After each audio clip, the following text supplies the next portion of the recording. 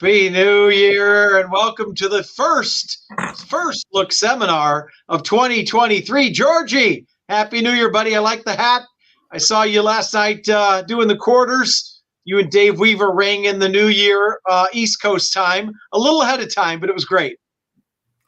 We had a great time, and just been the racing has been so great everywhere. I'm so happy to be part of it, and the new year promises to be fantastic. Skip, you look like I said you got the hipster look going on there, nice and bright in the man cave there. Happy New Year, buddy. Happy New Year. Yeah, it's I can't believe we're already at 2023.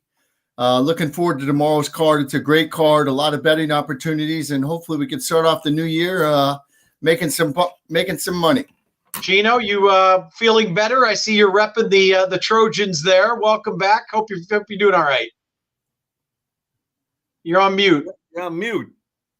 Probably hear it in my voice a little bit. Still struggling, but you know what? We got the handicapping done, so the important stuff, and we'll dish out some prices. And yeah, big game for the Trojans tomorrow. So hopefully we can bring a little luck to them and end the season on a positive note. It was disappointing because we had high expectations that a lot of people wanted us to go to the college football playoff. But if you just kind of take the season and look at what it was last year when they were 4-8 and what they're coming off.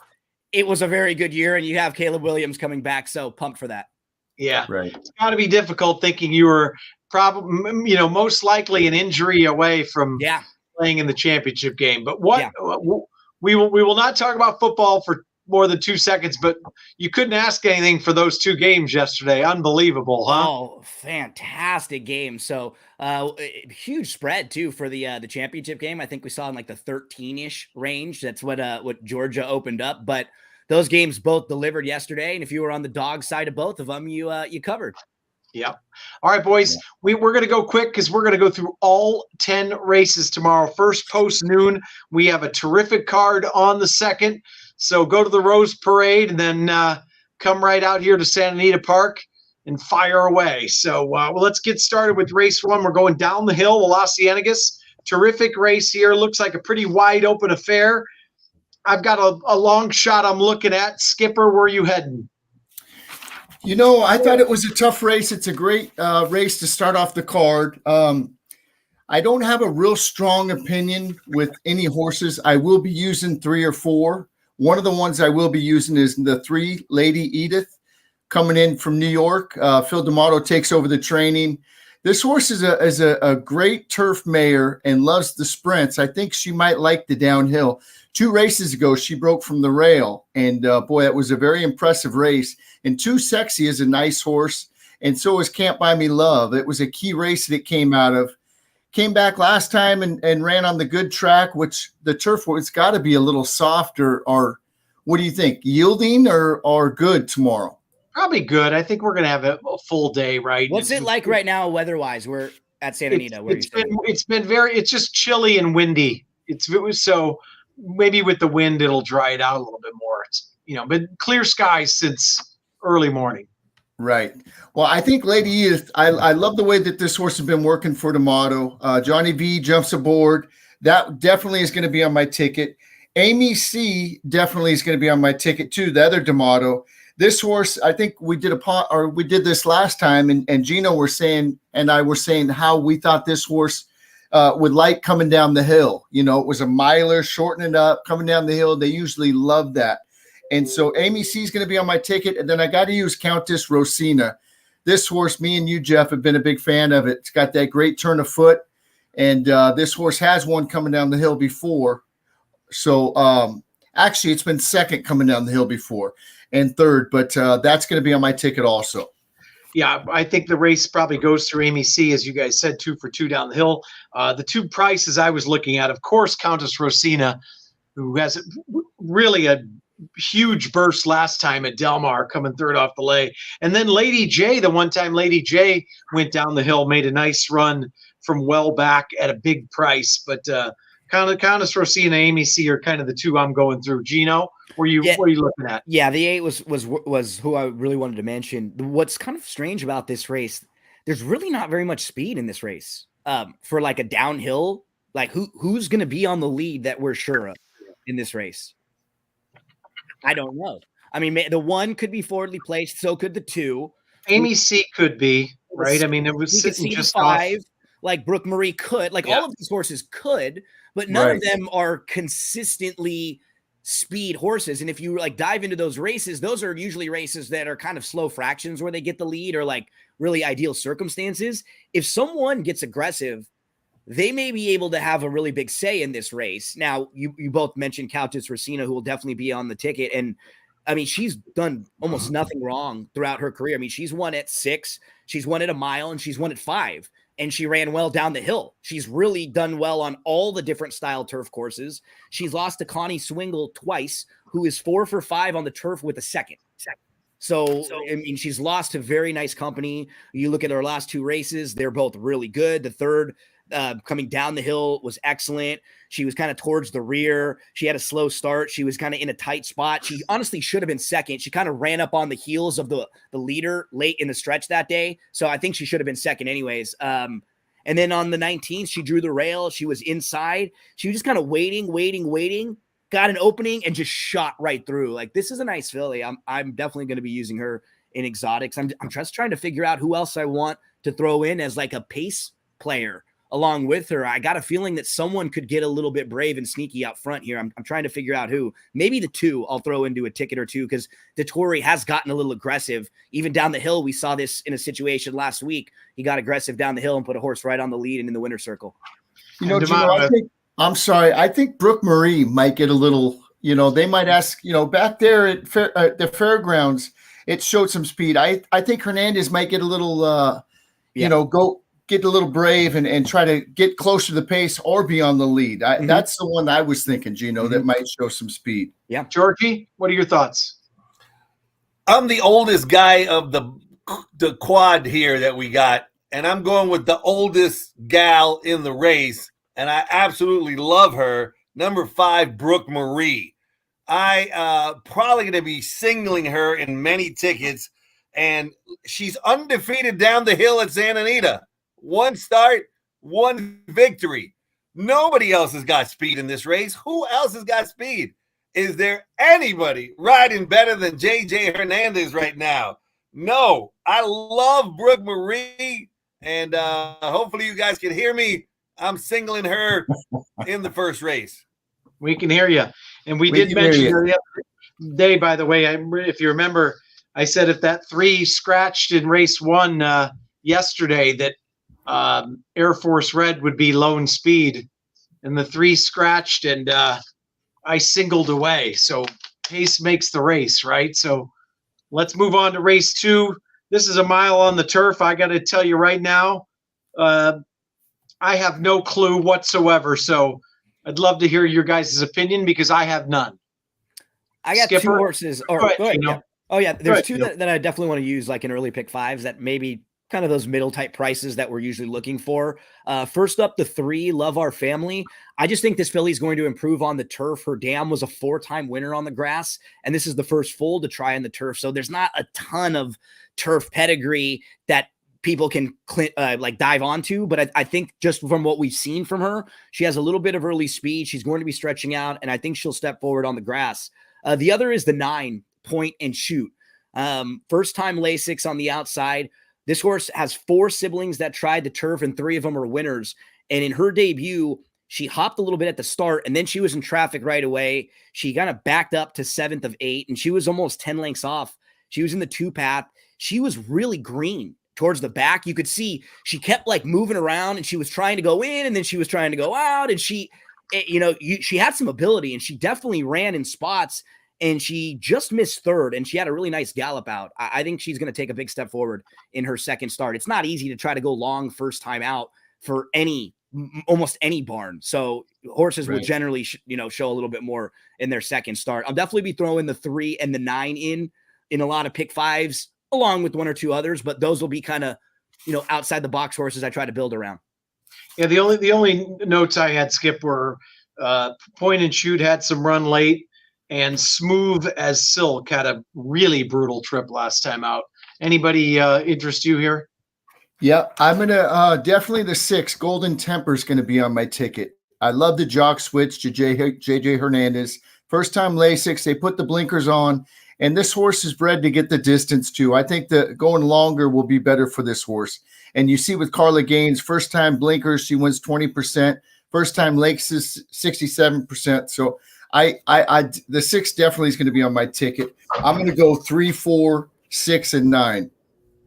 Georgie, any thoughts in race 2? I love the 5, Nivan. Doug O'Neill has got the best numbers on the grass. I think the stretch out's going to be just what the doctor ordered. I like number 5, Nivan. Georgie likes Nivan, the Nyquist O'Neill Redham combination, never gone 2 turns, trying 2 turns for the first time. All right, now race 3, Georgie, this is one of those odd maiden optional claimers that we ran. We started a year or 2 ago. You can actually be in for the $50,000 tag or run without the tag. Any thoughts here in going 6 furlongs on the main track?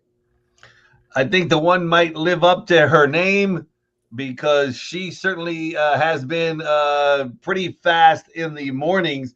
And here's a dude in Luis Mendez that all he does is get them ready to run early on. The Candyman aboard, and she looks dirty dangerous, filthy fast. Well, we sure remember her dad, Kobe's back, and I think this is the first Kobe's back I remember. The one work skipper that was on XBTV was very nice on December 13th. I thought that horse, it was alone, not in company, but it was pretty impressive. Yeah, I thought so too. I put good work, and Filthy Fast definitely going to be on my ticket. This is a tough race. I mean, as most of them are, but I always like betting horses that go turf to dirt, route to sprint. I think it's a big angle. It's worked well for me. And there's 3 horses that do that. So, then you got Pratt on a first timer. You got the one that's training good. This is a spread ticket for me. I can't make heads or tails here. Spread ticket for me as well. It is interesting that Pratt ends up on a Leonard Powell first time starter. That you'd always think of Leonard Powell going short on the dirt first time out, Gino. No, this horse is very live in this spot. Like, this isn't a strong race at all. I think the 3 makes a lot of sense too. Half Nelson, the blinkers come off. If you look at her debut, she's behind a horse that comes back to win a stakes race in the second start. In her next start, she again runs well. She finishes 3rd, but she finishes behind a horse who comes back to win a grade 2 in their next start. And then in Half Nelson's 3rd start, she finishes behind And Tell Me No Lies, who comes back to win the grade 1 Del Mar Debutant and then the grade 2 Chandelier right after that. So all 3 of her first 3 starts when they were sprinting on the dirt were against better. All 3 of those horses came back to win a stakes race in their next start. 2 of them came back to win graded stakes races. I think we can just put a line right through the turf race, right? Going long on the grass, it's not relevant to this race at all. Now the blinkers come off. So you toss the turf race. First time Lasix drops in class, cuts back to the dirt, shoot the half, stick the pin with the Half Nelson right there on the number 3. quick story about that. Right after that horse ran the debut, I was with somebody who asked Val Brinkerhoff who his best 2-year-old was, and he said it was Half Nelson. So I've kept an eye on that horse, but maybe not quite as good as he thought, but maybe the drop, and into this optional type of race will do the trick. And just to kind of piggyback what you're saying, what's nice is they took a while to drop, and even right now they don't take the all the way drop, right? They drop to the middle to where they hope they can still win and maybe kind of sneak by and not get this horse claimed. So that's always just a little positive thing you look at if you know something like that, like that they like this horse, right? No question. All right, let's move on to race 4. 6 furlongs, 32 dime claimers, non-winner 2 lifetime. This is not my type of race to handicap. I have no opinion here. Let's start with you, Gino. Yeah, the 6 will definitely be on the ticket with me. I'll probably just be 1-6 in it here. Miss Call. If we look at the race back on October the 8th, he was mid-pack, and he was just in a tight spot in between for a lot of that race. He just didn't really seem comfortable. Actually has a little bit more speed than he showed there. And we talked about how well Hernandez is riding. He's going to go second start off a short little break. I think if you're trying to beat the 1, this would be a horse that I'm looking to because, the 1 has like a couple different figures and numbers that would beat this group. So, depending on how you're approaching the early races, I think the 1 does have a really good chance in this race, has the inside draw, and will probably get aggressive from there. If you're trying to beat the horse, the 6 would definitely be the one that I'm looking to. What's tough about this race for me is I didn't really like any of the other prices. So I couldn't really find any bigger prices that I got all excited about, which are the horses that I'm usually looking for. So yeah, and I don't even know if the 6 will represent all that much value. Like if this horse gets bet to like 7-2 and he's the second choice in here. So not my favorite race on the card either, but probably just 1s and 6s for me. Georgie? So I'm definitely using Who's Candy, but my top pick in the race is actually number 5, Kimmer. Kimmer, you talked to Val Brinkerhoff, and he said his best 3-year-old was Half Nelson. I talked to Gennaro Vallejo, who said Kimmer is my best 4-year-old. No, I don't. I'm just saying this up. But Kimmer really got into trouble because I like Payeras, and Kimmer got into trouble last time with Payeras. In fact, got in some trouble with the time before that. Gets back on the turf. It really has a really strong closing kick and has some good numbers, some good thoroughbred numbers. 10-1 is a really good price. My top pick in the race is Kimmer. And don't let those low salad horses shippers fool you. As Gino will tell you, his top pick flew home to win the last race yesterday. Well done, Gino. At 10-1. Not the trip that I was expecting for that horse at all. Not at all. And everyone was winning on the front end all day, and you were dead last. And I was like, just what is going on? Why am I at the back of the pack? What the heck? Great cry. Kyle Frey has been riding very well. Very well. Yes. Skipper, any thoughts here in race 4? I like the 1 and 6 also. I like the 6 the best. First time out, won nicely on this Santa Anita turf course. Second time out, had trouble, got beat 3/4 of a length, probably was best that day. And then ran long, which I don't think this horse wants to do, and didn't run bad. It got beat 3 3/4 lengths. They put it on the dirt, no good. And then that Forgiving Spirit on October 8th, it ran sneaky good that day. I bet Forgiving Spirit, but this horse had a little trouble in there. It was in a tight spot like the whole way. I think that little prep race at Los Al will do this horse a world of good. I think this horse is ready to go with the drop in class also. All right, we move to another maiden race. It's real quick on that missed call. Yeah. You don't see JJ Hernandez ride for Paul Aguirre too much, but when they do, they really kick it. So for Paul Aguirre to reach out to JJ's age and say, "Hey, can you ride my horse?" Really, that's a super live piece. Right. Yep. Good point. Yep. And JJ off to another terrific start. That's for sure. All right, let's move on to race 5. Maiden Claimer State Bred Maiden 50. I watched plenty of the replays here.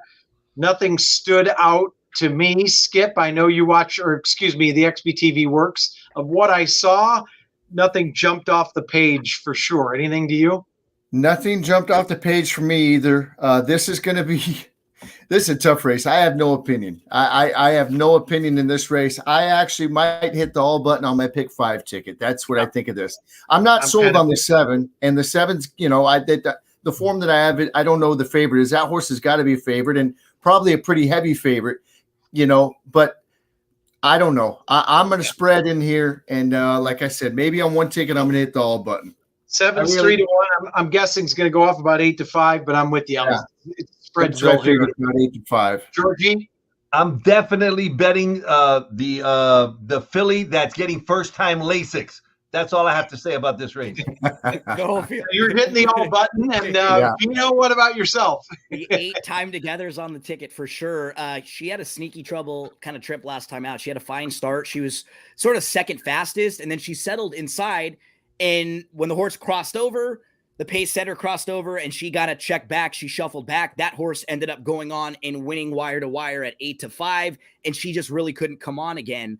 The one, Jacqueline Cochran, this is a horse who was named after the pilot who was the first woman to break the sound barrier back on May the 18th. I always love when there's a horse that's named after something like this because you figure they might have saved it for a good horse. You know what? I don't like the rail draw for her. I really wish she was drawn more towards the outside because I don't know how fast she is. But her dam was a 4-time winner. 3 of her 4 siblings won. And the barn can pop with first-time starters. They've over the last 5 years, they're 12%, but they have a $2.13 ROI. So they have a plus ROI if you just blindly bet all of their first-time starters over the last 5 years, because they hit with horses just like this: 9-1, 6-1, 17-1, 6-1, 6-1, all first-time starter winners in the last few years for this barn. So 8-1 will be on my ticket for sure. The 5's also proven speed. Those 3 will be in the mix for me. I agree with you guys, though. I'm definitely not sold on the 7, and I might try to take a swing against that horse and use like 1, 5, and 8. And it goes to show you, everyone always talks about bullet works, bullet works, bullet works, and I say bullet this because Steve Miotti can win anytime, first time out, and work every horse going 104 and change 5 furlongs. So a bullet work does not mean best; it just means fastest. Let's move on to and that one just went 4 furlongs. What, 2 days ago? On the 29th, so should be a little fit and ready to rock. Right. No question. All right, to another maybe special weight. Go ahead, George. No, race 6. I'm going to pick number 1, Lucky for You, because if you look, he's got bullet work, bullet work, bullet work. And to me, bullet work means best work. And so I'm going with the 1. Okay. Another maiden special weight. It's a day of a lot of maiden races. And if you're into replays, then you got to go look straight to Denim and Gold.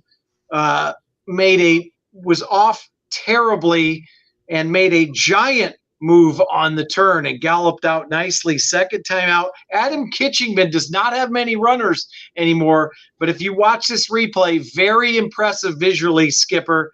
Is that your top pick, or are you going somewhere else? That is my top pick. You know, when the gates opened, this horse had its head turned kind of sideways and was off to be dead last. Made a huge move, like you said, on the turn, and a wide move at that. And usually when they make that wide move on the turf, or on the main track, but especially on the turf, they just flatten out. Well, this horse made the move, and then the 5 comes up inside of it and pushes it out even farther. Yep.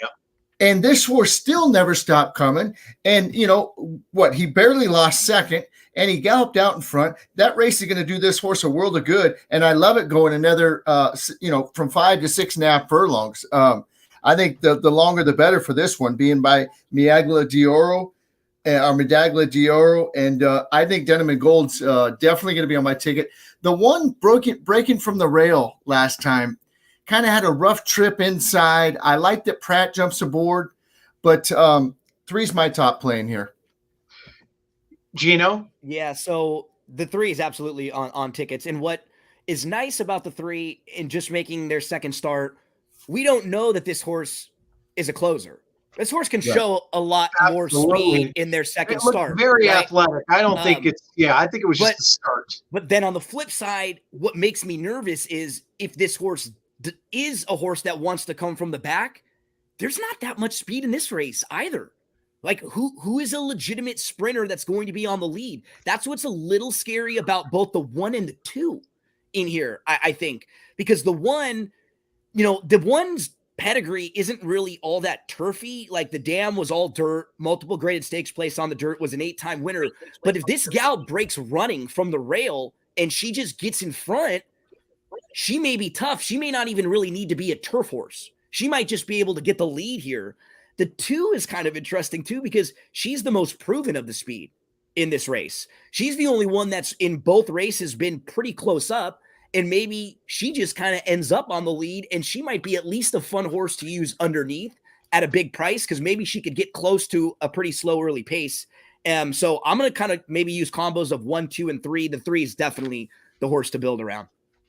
I think Cuban Crisis has some more speed too. I think Pratt can put that horse anywhere he wants to. Yep. Kind of had some trouble off heels last time from the rail. Georgie, what are you looking at here in your wonderful Happy New Year hat? Oh, I think I was first. I said I like the 1, Lucky for You. Yep. Oh, you were serious. Oh, okay. Serious. In fact, on Santa Anita Oi, it's my best bet of the day, Lucky for You. So I love you, Lucky for You. Okay. Interesting. I watched the work on the 16th. It wasn't bad. It was with a horse named Nielsen, who's worked better than Nielsen a little bit. Nielsen's 0 for 2 lifetime, an 8th and a 6th, but it does have some speed. So I'm sure they're like Gino said, rail, not much speed in the race. We know what that one's going to do. They're going to send and go from there. All right, race 7, 20 dime claimers. Gino, what say you in race 7? Yeah, the only horse that's sort of intriguing to me at a price would be the 5, if you can just eliminate those last couple races. Santa Cruiser has been facing better throughout his entire career. He just may have, his 2 races after Fairgrounds, the race at Keeneland and then the race at Churchill, he faced better and he just didn't fire in those 2. There's a nice little 4-race stretch, and I say nice because the only race he was like well beaten in that stretch was behind Cody's Wish, who was a Breeders' Cup winner. So he, from a class standpoint, I would not be shocked to see him run well in here and show up live for the Brothers DeSormo. I'll probably use the 1 Nice Guy Clay, sending hard from the rail, and the 2 Established. So probably 1, 2, and 5 for me in the 7th. Georgie, what are you looking at in here? The 2, if you can put a line through that last race, it has some really strong thoroughgraph numbers. Hot item on the claim box. You always like to see that. And Tim Yakteen started out the meet pretty impressively with limited starters. So he's looking good. Pratt, he went out of town today, won a big stakes race, is now coming back. I think Kent DeSormo went out of town, won and came back. So we got some phenomenal jockeys in our colony.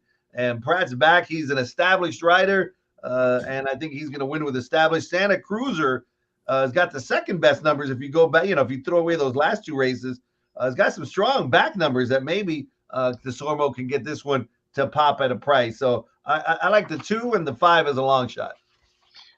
Skippy, any thoughts here? Yeah, I like the 6 the best. They gave it a little time, brought it back at Los Al. To me, it looked like that was a race that the horse needed. It just kind of flattened out late. Looked like it definitely needed one. They jumped it up from 10 to 16. And this horse won really nicely that day. I know it had the Dreamy Georgie outside post, but it got a great trip. But just the way that this horse finished and galloped out, I really like. It loves the distance. It's won at Santa Anita. And, it's won 5 out of 23. It got DQ'd one of the times. I think this horse is coming into the race real good. I like how they bump it up again. I like the work that I saw on XBTV. It looks like this horse has kept its form and ready to take that next step up and get another W. So I agree with the 5, with what Gino said. I'm putting 5 and 6 on my ticket. Yeah, and of course, I think the only other one we all would use probably as well would be the 7 Italiano, who's actually drawn the rail 3 of the last 4 times it's ran, and the one time it drew outside, it actually won. And right. JJ Hernandez takes over. So very interesting there. All right. Moving on to race 8. To me, this is 2 horses that you're not going to get a price in here, but the 2 giant moves. One is off of a layoff, but Motorius and Maglev, yeah, they're both 5-2, but both horses had impressive late kicks last time out. And I looked through a lot of replays in here. I don't see anybody else who touches those 2. I can't really separate them. Maybe any of you guys can. I don't like chalk, but I think it strictly goes through those 2. Skipper? I love Motorius. I love the way that this horse finished last time. It broke on the outside going 5 furlongs, which is tough to do on the grass or the dirt. But this horse finished like gangbusters. And, 2 back on April 30th, who did it run against? Air Force Blue, and then the Vladimir Surin horse, the gray horse. That was a key race. This horse, they gave it a little time. It came back well, and this horse is working lights out. I like Maglev a little bit too. I bet that horse both times that it ran in this country. And the first time it had troubled trip and probably should have won. That was going long. Then they shortened it up and it won for fun. The thing that I'm curious about this, you look at the workout pattern, October 8th, October 15th, and then nothing until December 15th and December 22nd. So that makes me very leery. I'm going to take the horse that has the recency and is training good. I'm singling Motorius on my ticket. Well, not that we're any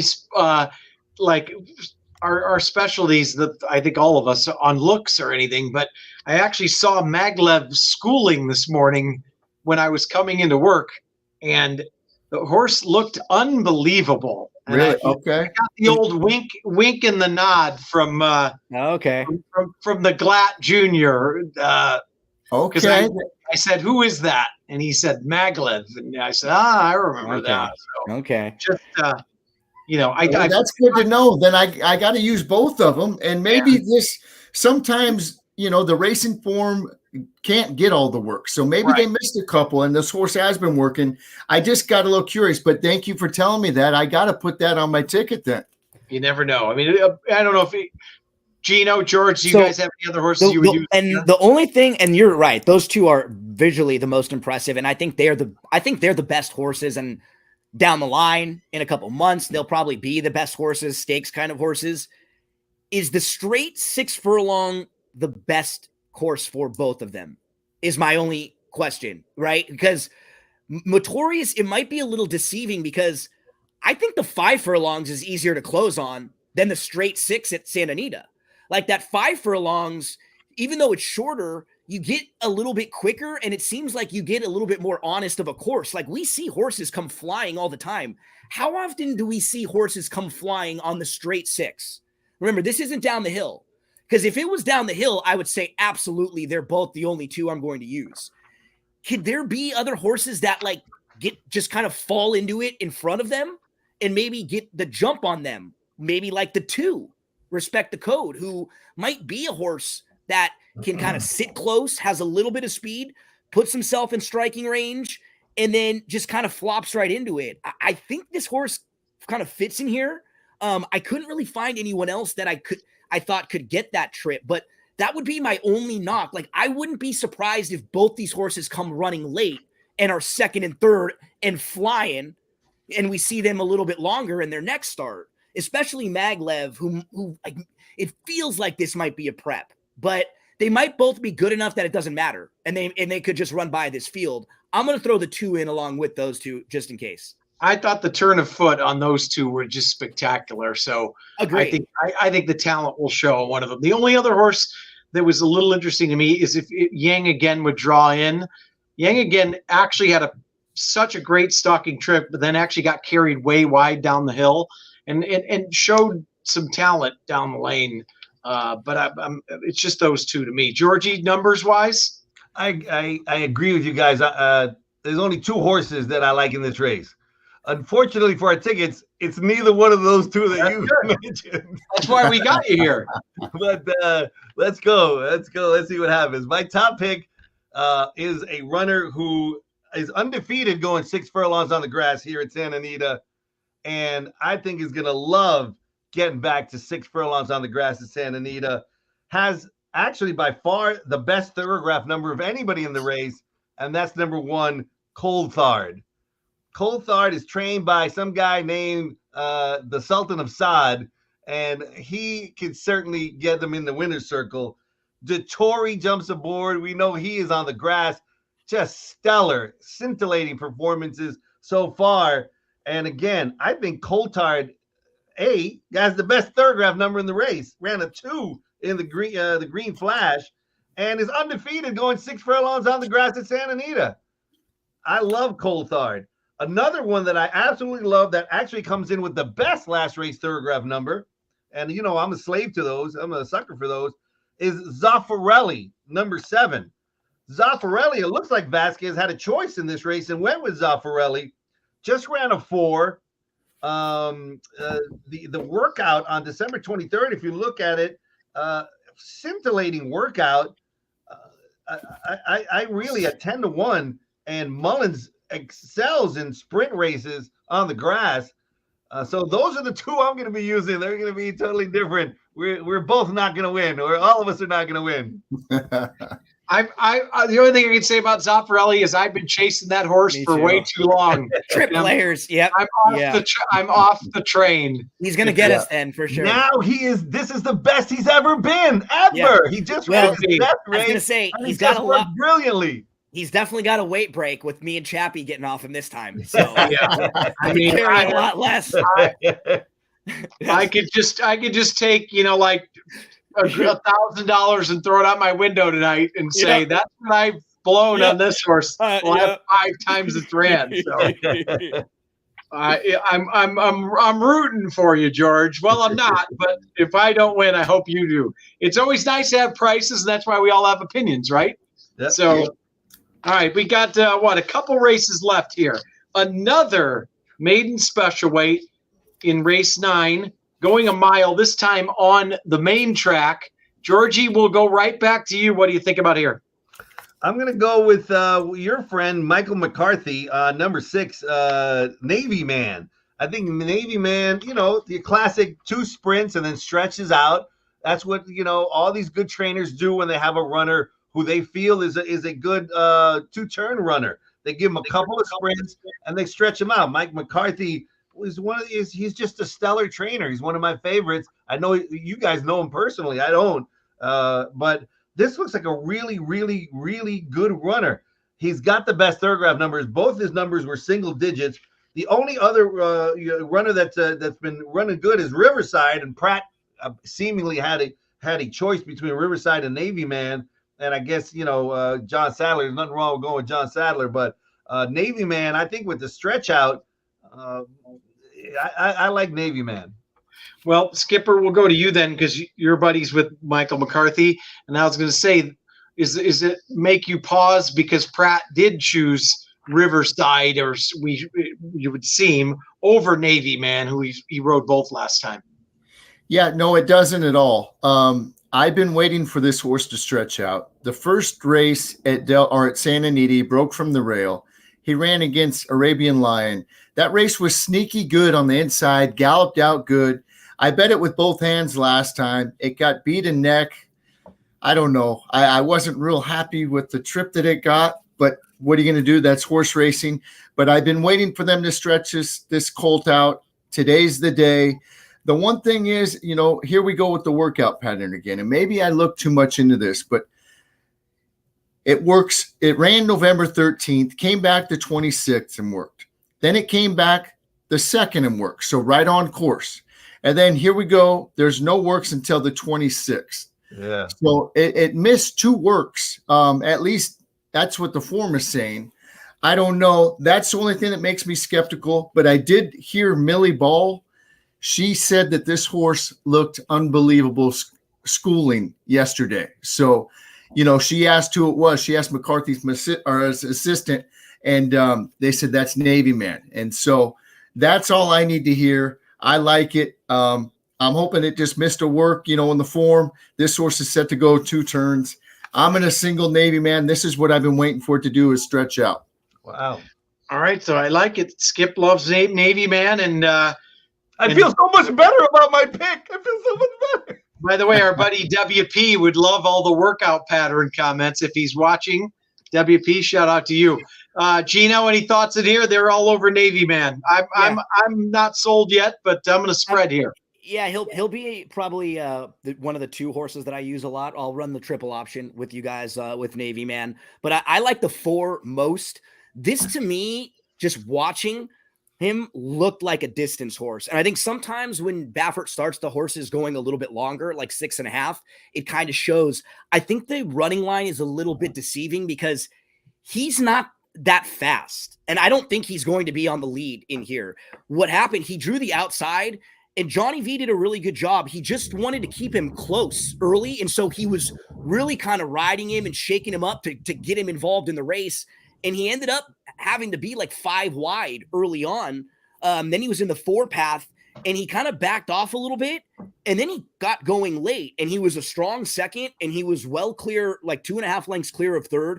Visually, he just really looked like a distance horse. I think he's going to sit off here nicely, and I think he'll really stretch out well. So I'll probably use lots of 4s and 6s in here. I couldn't really find anyone in the double-digit odds range that I love. That's the only problem. Like, this did feel like a pretty logical race to me as far as like the top 3 or 4 choices. Like, I wouldn't be shocked if Riverside ran well or Mr. Fisk. I think I prefer Harlow Cap as a horse who will probably be the same price, and I'll probably try to use 4 and 6 and maybe see if I can get out of here doing that.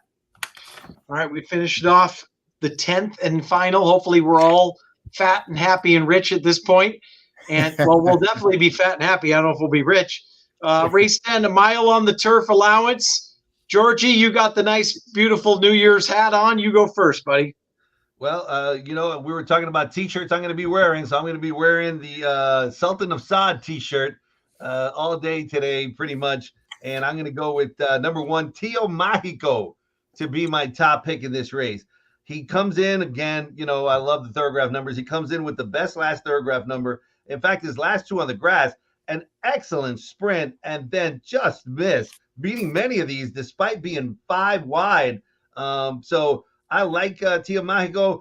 D'Amato, his daughter-in-law dates Ricky Gonzalez. So, he's giving Ricky Gonzalez live ones. He doesn't want to piss off his daughter-in-law. So I think Tio Mágico Gonzalez is on a live mount for the Sultan of Saad, and comes in with the best last race thoroughgraph number. Another one that I think is going to do well is number 7, Sarwar. Sarwar comes in here for Leonard Powell. Leonard Powell can get him to win. He brings them in from France every now and then, and they're pretty talented. He's earned some good numbers in France. Rispoli's fantastic on the grass, certainly a better grass rider than a dirt rider. And so I like those 2 in the finale, and both of them I think are going to be a good price. And Tio Magico and Agatino, the 2 D'Amatos, actually come out of the same race. So he's right about one thing. He's right about the Sultan of the Saad. He's just wrong about the horse. It's going to be the 5. It's going to be Agatino here, because Agatino comes out of that same race with Tio Magico. Tio Magico beat him. But here's what happened. I'll tell you what happened. Agatino was a step slow. He was back to about 7th, and he wanted to go, but he was behind horses. He ended up pushing back to about 6 off. He was in lots of traffic, and he was loaded. He had nowhere to go. He angled off, and he started to move. He got sort of dead aim, but the horse in front of him had already gotten the jump, and Tio Magico got rolling from the back. He had already built up all his momentum, where the other had to kind of shift out and get his built back up again. I think the 5 can get the jump on him. He's going to put the blinkers on today. We've got Flava Flav jumping aboard. It's going to be the 3rd start of the form cycle. I think there's lots of things to like about Agatino in here. I think he can turn the tables on Tio Magico. That's because Pratt is not dating D'Amato's daughter, stepdaughter. I have no counter. I have no counter for that, George. Right, I don't know if we're doing handicapping or The Bachelor now. Will you accept this rose, Ricky Gonzalez? George, I hope he's not dating her. Isn't he married? Yeah, Pratt's married. Okay. Yeah, married guys don't date. That's right. Yeah. All right, that's a whole nother show. Skippy, the 3rd one out of that race is a horse that you and I have chased, is 7 Wonders. Are you still on the 7 Wonders trail, or are you off that trail as well? It's gonna be on my ticket, but I wanted to mention a horse in here that I really like, and that's the 6, Degree of Risk. First time gelding, first time Lasix, huge jockey switch. And this is one of my angles, and I know it's 1 for 11, but it hasn't run bad races. And that race, August 13th at Del Mar, losing by half lengths to Handy Dandy, and I think that's a Glatt, something Warhorse. Danny Warhol. Yeah. Danny Warhol. Cabo Spirit, the last 3 times out. When you watch him run too, he looks like a horse that the gelding will really help, because he seems like he might be a little bit tough to ride, because they always have to kind of get him out wide and in the clear. Like, I don't know if he wants to be behind horses. So that ultimate equipment change might really help him. I have him in the 2nd spot, and I'll definitely be using him in some spots too. And you get the Tory aboard. It's just that it looks like he had a good trip last time out. But when you're sitting 3 wide on the turf all the way around, that rarely wins. It's not like that trip on the dirt. Right. Yeah, I like that horse a lot. Like I said, for the reasons and what Gino said too. But, then coming out of the Twilight Derby, that was a key race. Cabo Spirit, all those horses, that was good. I think the first time gelding, I think the Lasix and the Jock Switch, I got to use Degree of Risk. And the only other one that I might add that nobody mentioned is Evan Harlan. This horse didn't run too bad. It made the pace in the Hollywood Derby Grade 1. It got beat 3 1/4 lengths, but this horse has some versatility. It doesn't need the lead. I know it broke its maiden on the lead, but it ran a couple of those maiden races coming from off the pace. So this horse has some versatility. I think this horse will get better as it races more. But those were the only other ones that I was going to use, besides the ones that you guys already mentioned, the 1, the 5. I like the 6. I'd put the first timer in the country, the 7 and 8, and even the 9. But on most of my tickets, it's going 6 and 8, and I'm singling the 6. I'm taking a stand and singling the 6 on some of the tickets. All right. In 30 seconds, best bet of the day, Georgie. That would be your first lucky for you in race 6. I like lucky for you, race 6. Lucky for you, the one for Bob Baffert, who's been, I think, working stellarly and is going to love it. And Skipper, yours is going to be in the race 9. It's actually race 8, but I'm going to say race 7. Race 8. I like Next Revolt. I like the way this horse won, the way it's training coming into the race, the way it galloped out. Next Revolt, race 7 is my best bet. Gino? Best price in the opener with Countess Rosina, and then the best horse that I'll probably build around in single will probably be in the last race with Augustino. Yeah, I think my best long shot is also in race 1, and you guys we're all on, I think, Countess Rosina. And just off of the replays, I'm going to go to and I can't find it now as I'm skimming through the second time starter that had Denim and Gold in race 6. Yeah. That made the big move for Adam Kitchenman. So, all right, we've been 46 minutes. I think it's time to go. The late night football game's going on. Go ahead, George. One last comment.